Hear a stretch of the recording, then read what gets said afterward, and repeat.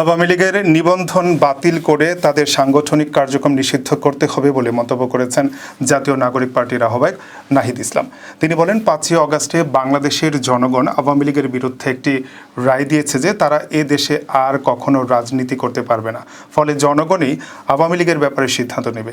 সেই সিদ্ধান্ত নেওয়ার উপায় হচ্ছে একটি ভোটের মাধ্যমে, অন্যটি রাজপথে তাদের অবস্থান জানান দিয়ে গণঅভ্যুত্থানের মাধ্যমে।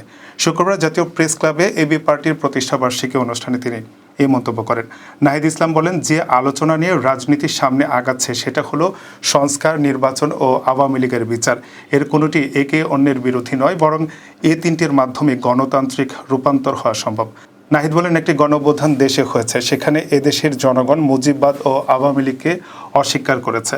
জনরোষে পড়ে আওয়ামী লীগের নেতারা দেশ ছেড়ে পালিয়েছেন। এরপরে আওয়ামী লীগ এদেশের রাজনীতি করতে পারবে কি পারবে না এ আলোচনা আসতে পারে না। তারা রাজনীতির নৈতিক ভিত্তি হারিয়েছে। এখন তার আইনি বন্দোবস্ত কি হবে, কোন প্রক্রিয়ায় তাদের রাজনীতি থেকে বের করব।